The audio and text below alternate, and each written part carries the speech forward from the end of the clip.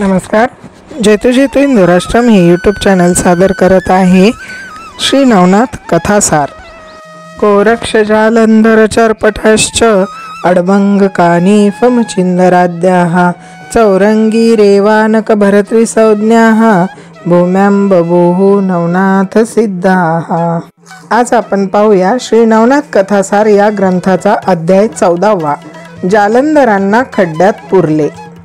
या अध्यायाची फलश्रुती आहे कारागृहातून मुक्तता होईल, लोक दोष देणार नाहीत. अध्याय 14वा, जालंधरांना खड्ड्यात पुरले. श्री गणेशाय नमः. जालंधरनाथांकडून उपदेश प्राप्त झाल्याने मैनावतीस आपल्या जन्माचे सार्थक झाल्याचे समाधान वाटत होते. पुढे तिला आपल्याप्रमाणे आपल्या पुत्राचा म्हणजे गोपीचंदाचाही उद्धार व्हावा असे सारखे वाटू लागले.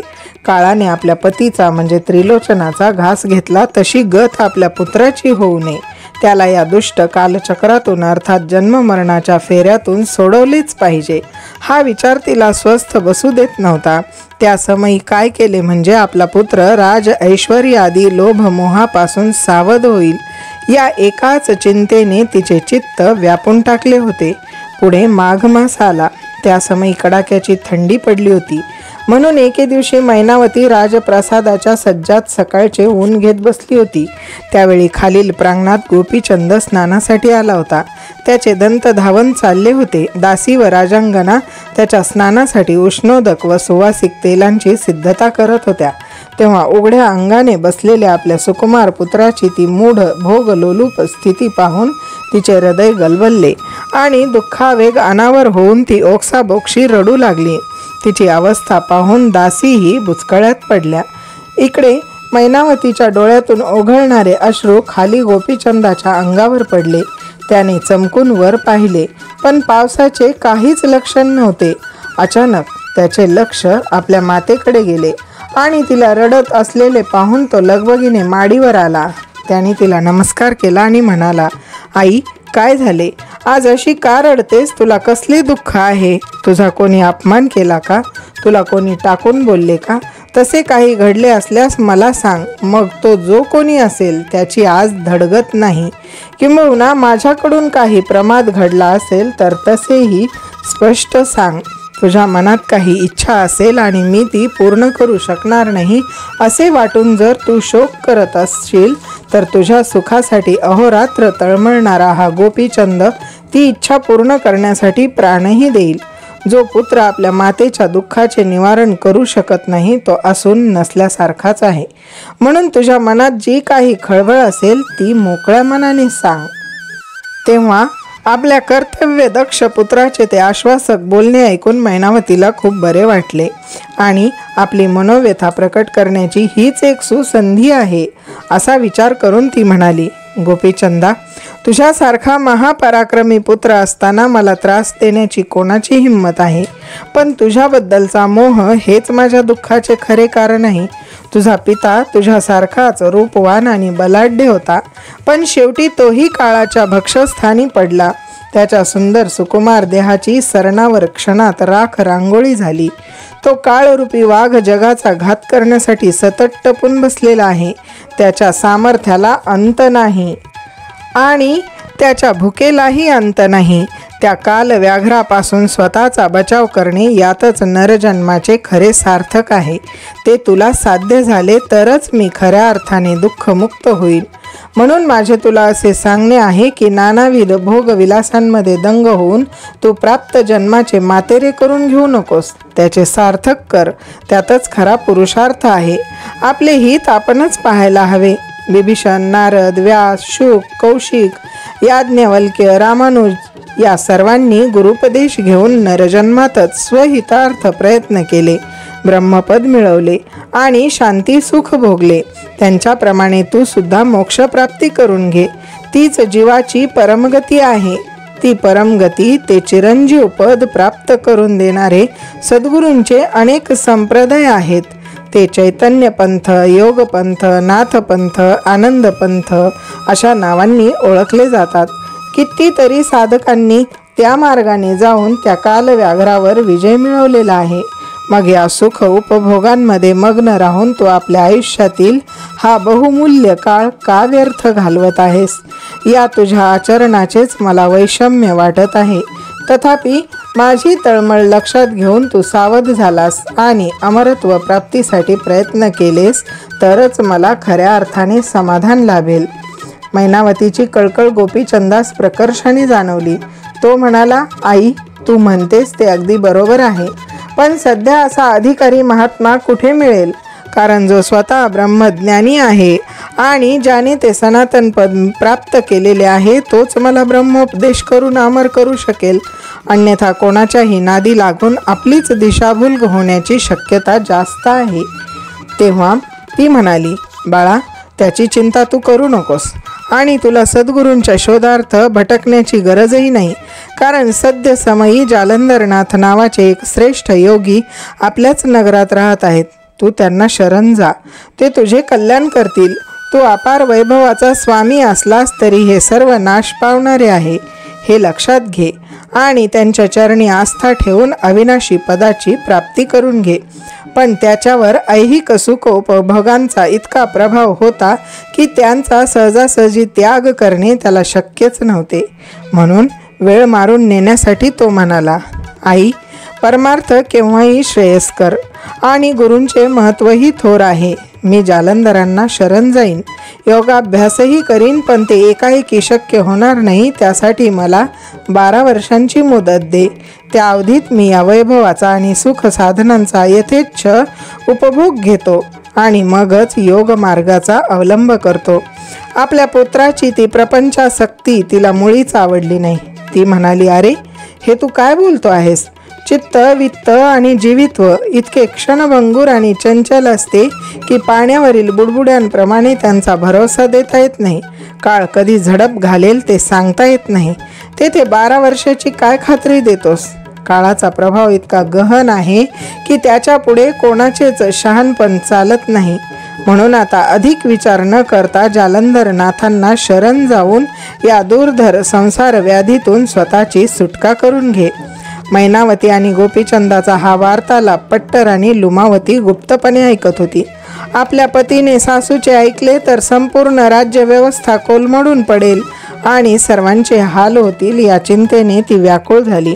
आपल्या पतीला राज्यभ्रष्ट करून त्याला जोगाची दीक्षा देऊ इच्छिणारी ही बाई त्याची आई नसून साक्षात कैदाशीन आहे. पतीचा प्राण घेऊन श्रीरामांना वनवासात पाठवणारी कैकईच तर हिच्या रूपाने पुन्हा प्रकट झाली नाही ना. हिच्या योगे हे नवे ग्रहण राज्याला ग्रासू पाहत आहे. हे काही बरोबर नाही. अशा अनेक विचारांनी तिचे डोके ठणकू लागले. तिला आपल्या सासूचा तीव्र संताप आला होता, पण काय करावे हेच सुचत नव्हते. ती खिन्नपणे आपल्या महालात निघून गेली. इकडे मैनावतीच्या बोलण्यावर नीट विचार करून गोपीचंद म्हणाला, आई, मी तुझ्या शब्दाबाहेर नाही, पण जोग घेण्यापूर्वी मी त्या नाथांचे कर्तृत्व पाहीन आणि तो माझे हितच करतील असे वाटले तरच सर्वस्वाचा त्याग करून त्यांना शरण जाईन. आता काळजी करू नकोस, आनंदात राहा. अशा प्रकारे तिचे समाधान करून तो स्नानासाठी गेला. इकडे महालात गेलेल्या लुमावतीला तिच्या मनातील खळबळ स्वस्थ बसू देत नव्हती. या बिकट प्रसंगावर मात करण्यासाठी आपणच काहीतरी प्रभावी उपाययोजना केली पाहिजे असा निर्धार करून तिने राजाच्या खास मर्जीतल्या आपल्या 7 सवतींना बोलावून घेतले आणि मैनावतीचे कारस्थान त्यांच्या कानावर घातले.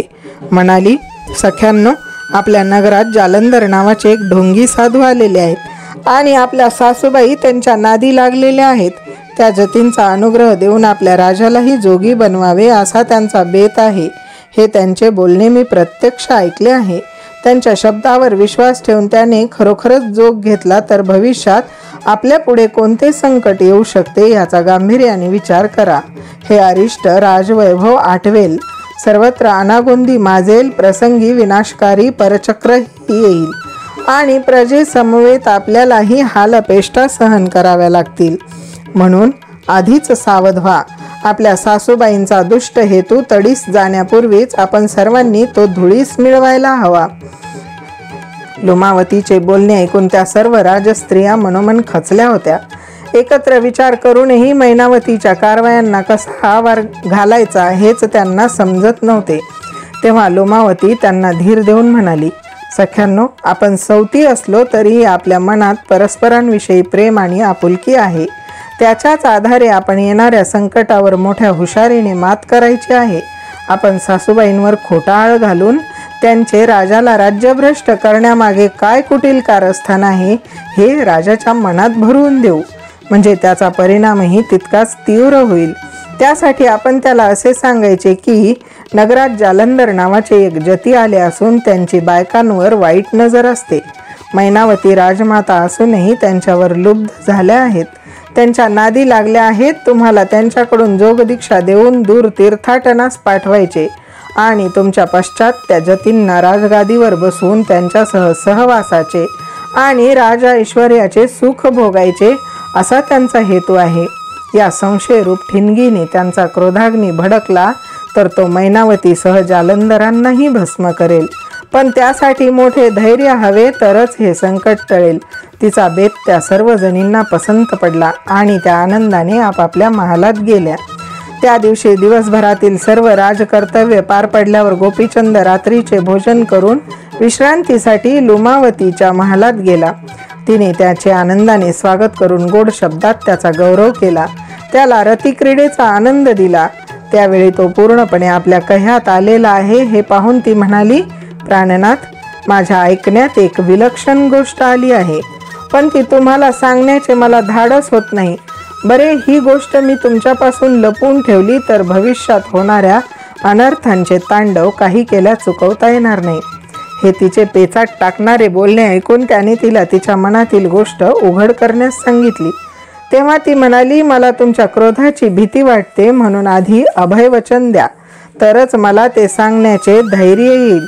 त्याने तसे वचन देताच तिने आधीच ठरवल्याप्रमाणे ते कल्पित वर्तमान त्यांच्या कानावर घातले आणि सावधपणे म्हणाली, स्वामी, यातील खरे खोटे देव जाणे, पण मैनावती सासूबाईंचा तसा कपटी हेतू असेल तर आपला स्वार्थ साधण्यासाठी त्या आज ना उद्या त्या संदर्भात तुमच्याशी चर्चा करतील. त्या जालंधर येतींकडून दीक्षा घेण्यातच तुमचे कसे कल्याण आहे हे तुमच्या गळी उतरवण्याचा प्रयत्न करतील, तेव्हा सावध राहा. त्यांच्या भूलथापांना बळी पडू नका. आमचे सौभाग्य थोर म्हणूनच हे त्यांचे कारस्थान वेळीच उघडकीस आले, अन्यथा काय अनर्थ ओढवला असता याची कल्पनाच करवत नाही. लोमावतीचे बोलणे ऐकून गोपीचंद कमालीचा संतापला. त्याने आपल्या विश्वासू मंत्र्यांशी चर्चा करून जालंधरांची कशी विल्हेवाट लावायची ते ठरवले. त्यानुसार एका आडोशाच्या जागी विहिरीसारखा खोल खड्डा खणण्यात आला. मग रातोरात नाथजींचा शोध घेण्यात आला. काही कारण सांगून त्यांना तेथे बोलावण्यात आले आणि त्यांना काही कळण्याआधीच त्या कूपात ढकलून देण्यात आले. नंतर तो कूप घोड्याची लीद, केरकचरा व मातीने बुजवण्यात आला. हे कृष्ण कृत्य आटोपल्यावर गोपीचंदाने आपल्या सेवकांना हे प्रकरण गुप्त राखण्याची सक्त ताकीद दिली आणि आपल्या महालात परतला. मध्यरात्री घडलेल्या या प्रकरणाची कोणालाही गंध वार्ता नव्हती. सकाळी जालंधर निघून गेल्याचे लोकांच्या निदर्शनास आले, पण ते बैरागी असल्यामुळे आपल्या स्वभाव धर्मानुसार कुठेतरी निघून गेले असावेत असेच त्यांना वाटत होते. थोड्याच अवधीत ही वार्ता साऱ्या नगरात पसरली. नाथजी निघून गेल्याची बातमी एका दासीकडून मैनावतीस समजली तेव्हा तिला मोठा धक्का बसला आणि मनोमन खूप वाईट वाटले. राजस्त्रियांना मात्र त्यांच्या रूपाने आलेले संकट टळले व आपल्या सुखातील मोठा अडथळा दूर झाला म्हणून कमालीचा आनंद झाला होता. निश्चिंततेचा निश्वास टाकून त्यांनी लोमावतीला मनपूर्वक धन्यवाद दिले. पण कूपामध्ये जिवंत गाडण्यात आलेल्या जालंधरांचे काय झाले? महापराक्रमी असे ते नाथजी सर्व सामर्थ्याने युक्त असूनही मैनावतीकडे लक्ष देऊन आणि भविष्यातील कार्ययोजना ध्यानात आणून राजाला कोणताही प्रतिकार न करता गप्प राहिले. खड्ड्यात पडताच ते वज्रासन घालून बसले. त्यांनी आपल्या माथ्यावर वज्रास्त्र आणि सभोवते आकाशास्त्राची योजना केली. त्यामुळे त्यांच्यावर टाकण्यात आलेली लीद, माती आणि केरकचरा वरच्या वरच राहिला. अर्थात खड्ड्यात गाडले जाऊनही निर्माण झालेल्या पोकळीत ते स्वस्थपणे ध्यानमग्न झाले. अध्याय 14 समाप्त. बंधू भगिनींनो, हा अध्याय जास्तीत जास्त शेअर करा, तसेच कमेंटही अवश्य करा. चला तर पुन्हा भेटूया पुढील अध्यायामध्ये. नमस्कार.